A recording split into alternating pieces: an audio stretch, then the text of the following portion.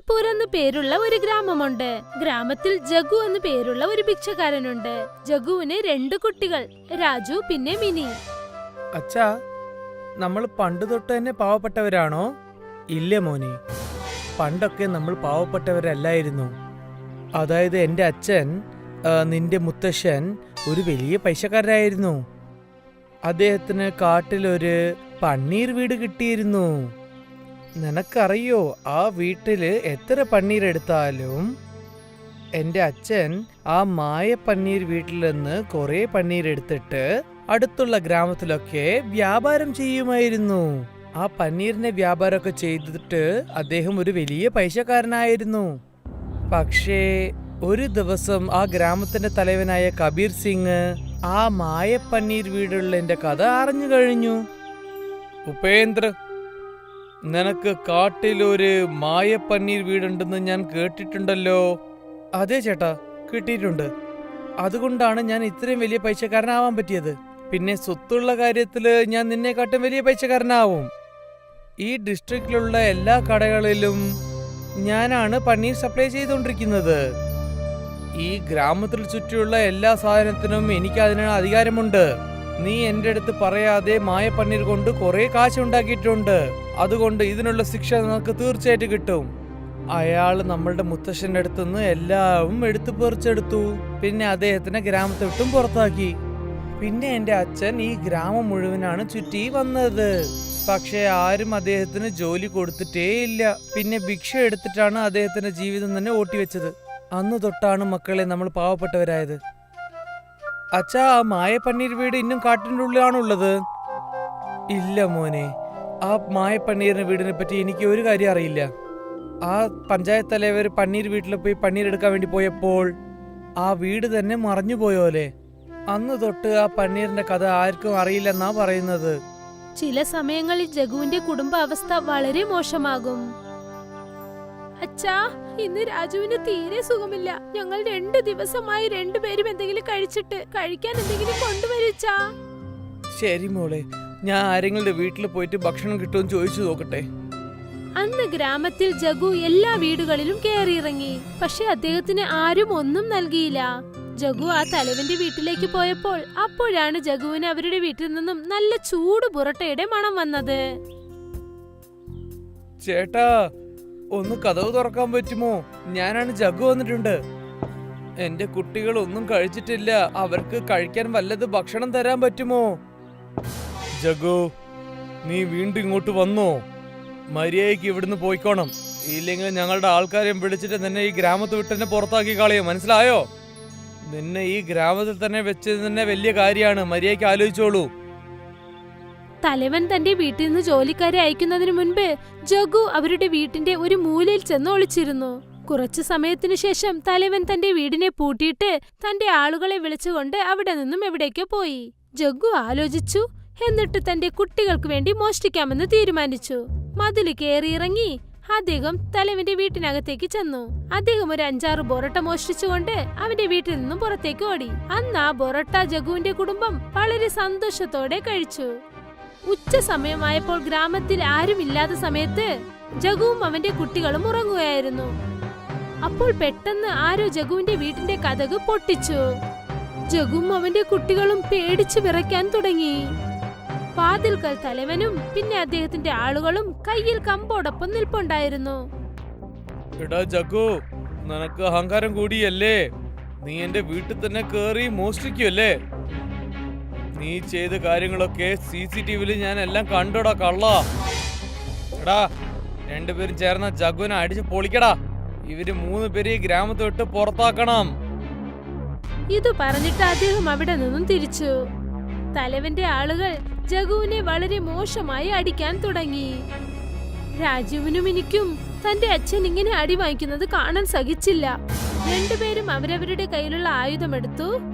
തലവന്റെ ആളുകളുടെ തലയിൽ അതിൽ കല്ല് വെച്ച് അടിച്ചു. 2 പേരും അവരുടെ നെറ്റിയിൽ കൈവച്ചുകൊണ്ടിരുന്നു. അയ്യോ, യുവമാര് നമ്മൾ അടിച്ചല്ലോ. അച്ഛാ, വേഗം വരൂ, നമുക്ക് ഓടിപ്പോവാം. അതിനുശേഷം അവർ 3 പേരും കാടിനെ നോക്കി ഓടി. തലവന്റെ 2 ആളുകളും അവരുടെ പിന്നാലെ ഓടി. എടാ ജഗു, നീ ഏതുവരെ ഓടും നമുക്ക് നോക്കാം. നിന്റെ മക്കളെ ഞാൻ വെറുതെ വിടില്ല. തലവന്റെ ആളുകൾ രണ്ടുപേരും അടികൊണ്ട സിംഹത്തെ പോലെ അവരെ വിരട്ടിക്കൊണ്ടുപോയി. അവസാനം നമ്മൾ ഇങ്ങനെ ഒരു പ്രശ്നത്തിൽ കുടുങ്ങിപ്പോയില്ല അച്ഛാ. ഇനി എന്തു ചെയ്യാനാ? ജഗു എന്തു കരുതിയെന്നാൽ താനും തന്റെ മക്കളും കുടുങ്ങിയത് തന്നെ എന്ന് കരുതി. അപ്പോഴാണ് ജഗുവും അദ്ദേഹത്തിന്റെ കുട്ടികളും അവിടെ ഉണ്ടായിരുന്ന പന്നീർ വീട് കണ്ടത്. 3 പേരും ആ പന്നീർ വീടിനകത്തേക്ക് ചെന്നു. തലവന്റെ ആളുകൾ രണ്ടുപേരും ആ പന്നീർ വീട്ടിനകത്തേക്ക് പോകുന്നതിന് മുൻപേ ആ പന്നീർ വീട് മാഞ്ഞുപോയി. പന്നീർ വീട്ടിലേക്ക് ഞാൻ നിങ്ങളെ അയക്കുന്നു. ഈ മായ പന്നീർ വീട്ടിൽ നിങ്ങൾക്ക് എത്ര പന്നീർ ആവശ്യമോ നിങ്ങൾ എടുത്തിട്ട് പോവാം. എടാ പന്നീരെ, നീയാണോ പഴയ പന്നീരാണോ? എന്റെ അച്ഛന് കിട്ടിയ ആ പഴയ വീടാണോ? ഞാനാണത്. ഞാൻ നിന്റെ അച്ഛൻ്റെ അടുത്ത് മുമ്പേ പറഞ്ഞതാണ്, എന്നെ വെച്ചിട്ട് ഉണ്ടാക്കുന്ന കാശൊക്കെ നീ പുറത്ത് കാണിക്കാൻ പാടില്ല എന്ന്. അങ്ങനെ എന്നെ പറ്റി ആർക്കെങ്കിലും അറിഞ്ഞിട്ടുണ്ടെങ്കിൽ ഞാനും മറഞ്ഞു പോവും. പക്ഷേ ഞാൻ നിന്റെ അച്ഛൻ്റെ അടുത്ത് പറഞ്ഞത് അച്ഛൻ കേട്ടില്ല. അവസാനം ആ ഗൂർ തലവനെ അറിഞ്ഞു പോയി. വേറെ വഴിയില്ലാതെ ഞാനും അറിഞ്ഞുപോയി. നിന്റെ അച്ഛൻ ചെയ്ത അതേ തെറ്റ് തന്നെ ദയവായിട്ട് നീയും ചെയ്യാൻ പാടില്ല. ചെയ്യില്ല, തീർച്ചയായിട്ടും അതുപോലെ തെറ്റ് ഞാൻ ചെയ്യേയില്ല. പിന്നെ നിന്നെ പറ്റി ഞാൻ ആരെടുത്തും പറയേയില്ല. ഒരു പക്ഷേ ഞാൻ പറയാതെ തന്നെ നിന്നെ പറ്റി ആർക്കെങ്കിലും അറിഞ്ഞിട്ടുണ്ടെങ്കിൽ എന്ത് സംഭവിക്കും? അത് നീ തന്നെ പറയണം. അതിനെപ്പറ്റി നീ ഒന്നും വിഷമിക്കണ്ട, അതൊക്കെ ഞാൻ നോക്കിക്കോളാം. ആദ്യം ജഗുവും അദ്ദേഹത്തിന്റെ കുട്ടികളും വയറു നിറയെ പന്നീർ കഴിച്ചു. പനീർ നല്ല രുചിയുണ്ട് അച്ഛാ. അത് എങ്ങനെയുണ്ടെന്ന് വെച്ചാൽ വെനില ഫ്ലേവർ പാലിലിട്ട് കഴിക്കുന്നത് പോലെ ഉണ്ട് അച്ഛാ. കുട്ടികളെ, നാളെ തൊട്ട് നമുക്ക് പന്നീർ വിൽക്കാം. പക്ഷേ നമ്മൾ കണ്ണും മൂടി വെക്കുന്ന പോലെ വില വെക്കാൻ പാടില്ല. നമുക്ക് എത്ര ആവശ്യമാണോ അത്രയേ നമ്മൾ വിൽക്കാൻ പാടുള്ളൂ. മറുവശത്ത് തലവൻ ദേഷ്യം പിടിച്ചിരിക്കുകയായിരുന്നു. എടാ, നിങ്ങൾ 2 പേരും എന്റെ പേര് നാണം കെടുത്തിയല്ലോ. 2 അടിയും കിട്ടിയിട്ടാണ് തിരിച്ചു വന്നിരിക്കുന്നത്. ചോദിച്ചാൽ നിങ്ങൾ പറയുന്നത് അവര് 3 പേരും കാട്ടു പോയിട്ട് കാണാതായി പോയിന്ന്. ഇപ്പൊ ഞാൻ രംഗേനെയും മുന്നേനെയും അയക്കേണ്ടി വരും തോന്നുന്നല്ലോ. തലവൻ തന്റെ ആളുകളെ കാട്ടിനു പുറത്തായി കാവലിനായി നിർത്തി. തലവന്റെ ആളുകൾ നോക്കി, അതായത് ജഗു, രാജു പിന്നെ മിനി 3 പേരും പന്നീർ എടുത്തുകൊണ്ട് മാർക്കറ്റിലേക്ക് വിൽക്കാൻ പോകുന്നു. അവരിക്കാര്യം തലവനോട് ചെന്ന് പറഞ്ഞു. പോയ പ്രാവശ്യം ആ പന്നീർ വീട് എങ്ങനെയാണ് കാണാതെ പോയെന്ന് അറിയില്ല. ഈ പ്രാവശ്യം എന്തായാലും ശരി, അതെനിക്ക് കിട്ടിയേ പറ്റുള്ളൂ. അടുത്ത ദിവസം ജഗുവിന്റെ കുടുംബം കാട്ടിൽ നിന്ന് പുറത്തേക്ക് വന്നപ്പോൾ തലവൻ അവരെ പിടികൂടി. എന്നിട്ട് 3 പേരുടെ കൈകളും കെട്ടിയിട്ടു. ഇപ്പോൾ നിങ്ങൾ ആരും മിണ്ടാതെ എന്നെ ആ പന്നീർ വീട്ടിലേക്ക് കൊണ്ടുപോകണം. ഇല്ലെങ്കിൽ നിങ്ങളുടെ മുഖം നിങ്ങൾക്ക് എന്നെ തിരിച്ചറിയാതെ പോലെ ഞാൻ അതങ്ങ് മാറ്റിക്കാളിയും, മനസ്സിലായോ? ജഗു, രാജു പിന്നെ മിനി തലവനെ മണിക്കൂറോളം ചുറ്റിക്കറങ്ങാൻ വെച്ചു. പക്ഷെ ആ പന്നീർ വീടുള്ള സ്ഥലത്തേക്ക് അവർ പോയതേയില്ല. ജഗു, കൊറേ നേരമായി നീ എന്റെ അടുത്ത് കളിക്കാന്ന് എനിക്ക് തോന്നുന്നുണ്ട്. എടാ, ഈ 2 കുട്ടികളെ എടുത്ത് കുളത്തിലേക്ക് അങ്ങ് പോയി ഇട്ടേക്ക്. ഇല്ല, വേണ്ട വേണ്ട, നിങ്ങൾ അങ്ങനെ ചെയ്യാൻ പാടില്ല. ഞാൻ നിങ്ങളുടെ അടുത്ത് കൊണ്ടുപോയി തരാം. അവസാനം ജഗു തലവനെ പന്നീർ വീട്ടിലേക്ക് കൊണ്ടുപോയി. അപ്പോൾ ഇതാണോ ആ പന്നീർ വീട്? എടാ മണ്ടന്മാരെ, ആ 3 പേര് മരത്തിൽ കെട്ടിവെക്ക്. ഞാൻ പന്നീർ വീട്ടിലേക്ക് പോയിട്ട് ചുറ്റി കാണാൻ പോവുകയാണ്. 3 പേരും അകത്തേക്ക് പോയതും തന്നെ ഒരുപാട് പന്നീർ അവരുടെ മേലിൽ വന്ന് വീണു. തലവനും അദ്ദേഹത്തിന്റെ ആളുകളും ആ പന്നീരിന്റെ അടിയിൽ ചെന്ന് കുടുങ്ങി. അയ്യോ, ആരെങ്കിലും ഞങ്ങളെ രക്ഷിക്കണേ, ഞങ്ങളെ രക്ഷിക്കണേ. അയ്യോ, ആരെങ്കിലും രക്ഷിക്കൂ. ഞാൻ ചത്തുപോകും തോന്നുന്നു, ശ്വാസം വിടാൻ പറ്റുന്നില്ല. എടാ താടിക്കാരാ, ഞാൻ പറയുന്നത് കേൾക്ക്. ഇനി ജഗ്ഗുവിന്റെ കുടുംബത്തിന് നീ ഒന്നും ചെയ്യില്ലെന്ന് പറയൂ. ഇനി മര്യാദയ്ക്ക് നീ എന്നെ തേടിയിട്ട് വരാനേ പാടില്ല. ശരി ശരി, ഞാൻ നിങ്ങൾക്ക് വാക്ക് തരാം. ഇനി ജഗ്ഗുവിന്റെ കുടുംബം മാത്രമല്ല, ഗ്രാമത്തിലുള്ള ആരും ഞാൻ ശല്യം ചെയ്യില്ല. എന്നെ വിട്ടേക്ക്. പിന്നീട് തലവന്റെ പുറത്തുണ്ടായിരുന്ന ആ പന്നീർ കാണാതെ പോയി. തലവനും അവന്റെ ആളുകളും ജഗു, മിനി, രാജുവിനെ കെട്ടിയിട്ടിരുന്നത് അഴിച്ചുവിട്ടു. പിന്നീട് അവിടെ നിന്ന് രക്ഷപ്പെട്ടു ഓടി. രത്നപുരം ഗ്രാമത്തിലെ 3 സുഹൃത്തുക്കളായിരുന്നു രമേശ്, സുരേഷ്, മുകേഷ്. ഇവർ പട്ടണത്തിലേക്ക് പോയി ജോലി ചെയ്ത് സമ്പാദിക്കാൻ തീരുമാനിച്ചു. അവർ 3 പേരും കുട്ടിക്കാലം മുതലേ തന്നെ വളരെ നല്ല കൂട്ടുകാരായിരുന്നു. അതുകൊണ്ട് തന്നെ 3 പേർക്കും തമ്മിൽ നല്ല സ്നേഹവുമായിരുന്നു. അവരുടെ ഗ്രാമത്തിൽ അവർക്ക് ഒരു ജോലിയും കിട്ടിയില്ല. അങ്ങനെ അവർ പട്ടണത്തിലേക്ക് പുറപ്പെട്ടു. 4 ദിവസമായുള്ള ഈ മഴ കാരണം ഒരുപാട് കഷ്ടനഷ്ടങ്ങൾ ഉണ്ടായിട്ടുണ്ട്. എന്റെ കയ്യിലുണ്ടായിരുന്ന കാശാണെങ്കിൽ മുഴുവൻ തീർന്നും പോയി. പട്ടണത്തിൽ ചെന്ന് എന്തെങ്കിലും ജോലി കിട്ടിയാലേ ഇനി കാര്യങ്ങൾ നടക്കൂ. അതേടോ, എന്റെ കാര്യവും അങ്ങനെ തന്നെയാ. ആ മഴ കാരണം ഞങ്ങളുടെ വിളവെല്ലാം നശിച്ചുപോയി. വീട്ടിൽ കഴിക്കാൻ ഒരു മണി അരി പോലുമില്ല. മഴയിൽ എന്റെ വീട് പകുതി നശിച്ചുപോയി. പട്ടണത്തിൽ ചെന്ന് കുറച്ച് കാശൊക്കെ സമ്പാദിച്ചു കൊണ്ടുവന്ന് വീടൊക്കെ ശരിയാക്കുമെന്ന് പ്രതീക്ഷിച്ചിരിക്കുക എന്റെ അച്ഛനും അമ്മയും. അവർ 3 പേരും നടന്നു നടന്ന് ഒരു നദീതീരത്തേക്ക് എത്തി. ആ നദിക്ക് കുറുകെ ഒരു പാലമുണ്ടായിരുന്നു. എന്നാൽ മഴ കാരണം ആ പാലം തകർന്നു പോയിരുന്നു. അയ്യോ, ഈ പാലം തകർന്നിരിക്കുകയാണല്ലോ. പട്ടണം നദിയുടെ അങ്ങേക്കരയിലല്ലേ. എങ്ങനെ നമ്മൾ നദി കടക്കും? ആ, ഇവിടെ എങ്ങും ഒരു വഞ്ചി പോലും കാണുന്നില്ലല്ലോ. നമുക്കാണെങ്കിൽ പട്ടണത്തിൽ പോയല്ലേ പറ്റൂ. ഇനി നമ്മൾ എന്ത് ചെയ്യും? ഇനി നീന്തി കടക്കേണ്ടി വരുമോ? എനിക്ക് മറ്റൊരു വഴിയും കാണുന്നില്ല. എനിക്ക് തോന്നുന്നു നീന്തി തന്നെ മുറിച്ച് കടക്കേണ്ടി വരുമെന്ന്. പക്ഷെ മഴ കാരണം നദിയിൽ ധാരാളം വെള്ളമുണ്ടല്ലോ. അതുകൊണ്ട് വളരെ സൂക്ഷിച്ചു വേണം നദി കടക്കാൻ. രമേശും സുരേഷും മുകേഷും അങ്ങനെ നദിയിലേക്ക് ചാടി. എന്നാൽ നദിയിൽ വെള്ളം വളരെ കൂടുതലായിരുന്നു. അതുകൊണ്ട് തന്നെ അവർ ജീവൻ മരണ പോരാട്ടം നടത്തി വളരെ ബുദ്ധിമുട്ടിയാണ് മറുകരയിലേക്ക് എത്തിച്ചേർന്നത്. അവിടെ എത്തിയപ്പോഴാണ് സുരേഷിന്റെ കയ്യിൽ ഒരു വിളക്കുള്ളതായിട്ട് എല്ലാവരും കണ്ടത്. അതെന്താണെന്നറിയാൻ അവർക്ക് ആകാംക്ഷയായി. സുരേഷേ, നിന്റെ കയ്യിലെന്താ? ഇത് നദിയിൽ നിന്ന് കിട്ടിയതാണോ? അതേടോ, നീന്തിക്കൊണ്ടിരുന്നപ്പോ ഇത് ദേഹത്ത് വന്ന് തട്ടി. അപ്പൊ ഞാനിത് എടുത്തുകൊണ്ട് വന്നു. ഇത് കണ്ടിട്ട് പിത്തളയാണെന്ന് തോന്നുന്നു. ഇത് വിറ്റിട്ട് കിട്ടുന്ന കാശ് വാങ്ങിച്ചാലോ? ഇത് അലാവുദ്ദീന്റെ വിളക്ക് പോലെ ഉണ്ടല്ലോ. സുരേഷേ, ഒന്ന് ഉരച്ചു നോക്കിയേ. ചിലപ്പോ വല്ല ജിന്നും പുറത്തു വന്നാലോ? സുരേഷ് ആ വിളക്കിൽ കൈ കൊണ്ടൊന്ന് ഉരച്ചു നോക്കി. അപ്പോൾ ആ വിളക്കിൽ നിന്നും ശരിക്കും ഒരു ജിന്ന് പുറത്തേക്ക് വന്നു. ആ ജിന്നിനെ കണ്ടയുടനെ അവർ 3 പേരും ശ്വാസം പോലും കഴിക്കാനാകാതെ അനങ്ങാതെ നിന്നുപോയി. ആരാണോ എന്നെ പുറത്തിറക്കിയത് അവന് നല്ലത് തന്നെ കൈവരും. ഇത്രയും നാൾ നദിയിൽ കിടന്ന് ഞാൻ തണുത്തു മരവിച്ചിരിക്കുകയായിരുന്നു. എനിക്ക് പുറത്തിറങ്ങാൻ വലിയ ആഗ്രഹമായിരുന്നു. പക്ഷേ ആരും എന്റെ സഹായത്തിന് വന്നില്ല. ആജ്ഞാപിച്ചാലും യജമാനെ, ഞാൻ എന്താണ് ചെയ്തു തരേണ്ടത്? സുരേഷും രമേശും മുകേഷും പരസ്പരം നോക്കിക്കൊണ്ടു നിന്നു.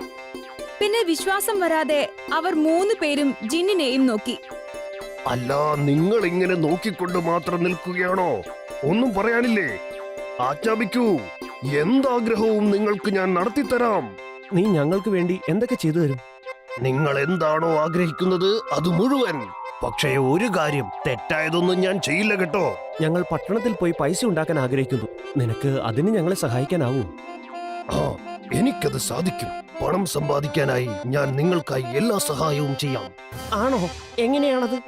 നിങ്ങൾ 3 പേരും നഗരത്തിൽ പോയി ഒരു ഹോട്ടൽ തുടങ്ങൂ.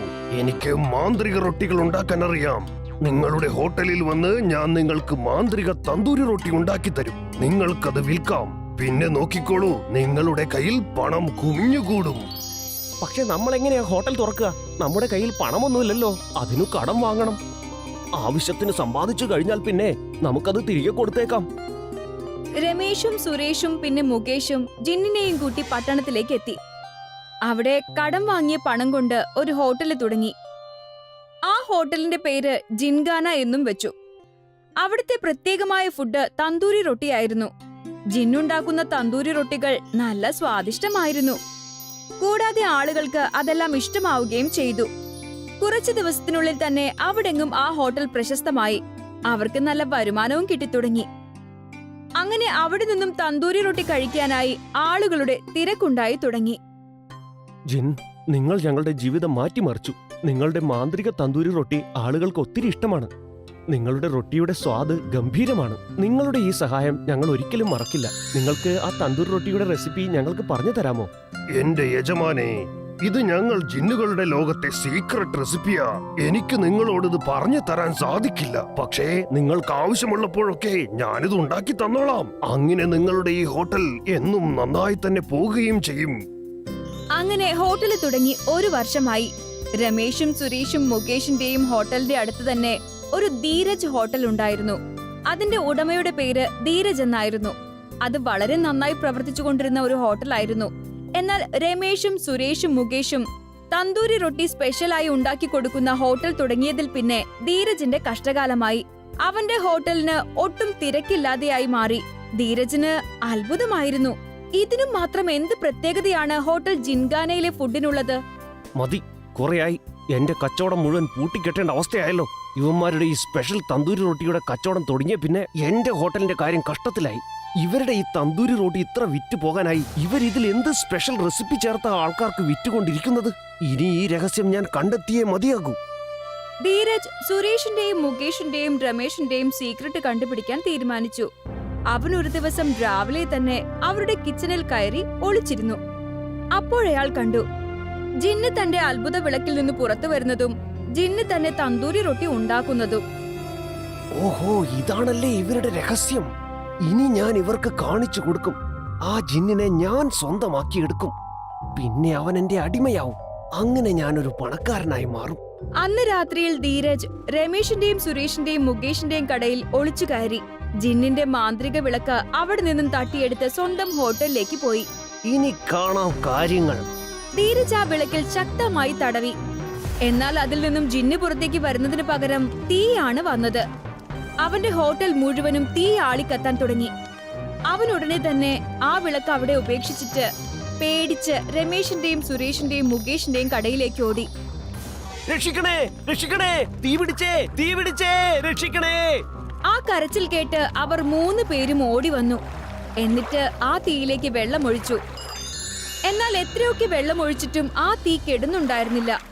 അത് കണ്ട മുകേഷ് ധീരജിനോട് പറഞ്ഞു, എടോ ധീരജെ, ഇത് എന്ത് കാരണമായി ഇത്രയും തീ വന്നത്? എന്ത് ചെയ്തിട്ടും കെടുന്നില്ലല്ലോടോ. ഇതൊരു പ്രത്യേകതരം തീയാണെന്ന് തോന്നുന്നു. ധീരജിന് അവരോട് സത്യം പറയാതെ വേറെ നിവൃത്തിയില്ലായിരുന്നു. അവരോട് എല്ലാ കാര്യങ്ങളും വള്ളിപ്പുള്ളി പോലും വിടാതെ പറഞ്ഞുകൊടുത്തു. അവരുടെ അത്ഭുത വിളക്ക് മോഷ്ടിച്ചത് മുതൽ എല്ലാ കാര്യങ്ങളും പറഞ്ഞു. അവർ 3 പേർക്കും ഒരു കാര്യം മനസ്സിലായി. ജിന്ന് ദേഷ്യപ്പെട്ടിരിക്കുന്നത് കൊണ്ടാണ് ധീരജിന്റെ ഹോട്ടൽ ഇങ്ങനെ കത്തിക്കൊണ്ടിരിക്കുന്നതെന്ന്. എടോ ധീരജെ, നിങ്ങൾ ഇങ്ങനെ ചെയ്യുമെന്ന് ഞങ്ങൾ കരുതിയില്ല. മോഷണത്തിനുള്ള ഫലം ഇത് തന്നെയായിരിക്കും. നിക്ക്, ഞാൻ പോയി ആ ജിന്നിന്റെ ദേഷ്യം തണുപ്പിക്കാൻ നോക്കട്ടെ. സുരേഷ് പെട്ടെന്ന് തന്നെ ഓടി ധീരജിന്റെ ഹോട്ടലിനകത്തേക്കെത്തി. എന്നിട്ട് ജിന്നിന്റെ അത്ഭുത വിളക്കെടുത്ത് പുറത്തേക്കെത്തി. എന്നിട്ട് ജിന്നിനെ വിളിച്ച് ശാന്തനാകാൻ പറഞ്ഞുകൊണ്ടേയിരുന്നു. അവർ 3 പേരും അങ്ങനെ പറഞ്ഞു ജിന്ന് ശാന്തനായി മാറി. ജിന്ന് ശാന്തനായി മാറിയതോടെ ധീരജിന്റെ ഹോട്ടലിലെ തീയും അണഞ്ഞു. അതോടെ അത്ഭുത വിളക്കിലേക്ക് ജിന്ന് വീണ്ടും കയറി. ആ വിളക്കും കൊണ്ട് സുരേഷ് തങ്ങളുടെ ഹോട്ടലിലേക്ക് തിരിച്ചുപോയി. അതോടെ ധീരജിന് മനസ്സിലായി, മറ്റുള്ളവരുടെ നന്മ നമുക്കൊരിക്കലും മോഷ്ടിക്കാനാവില്ലെന്ന്. കൂടാതെ തന്റെ ഹോട്ടലിൽ അയാൾ കുറച്ചുകൂടെ അധ്വാനിച്ചു ജീവിക്കാൻ തീരുമാനിച്ചു. രമേഷും സുരേഷും മുകേഷും ജിന്നിന്റെ സഹായത്തോടെ സുഖമായി ജീവിച്ചു.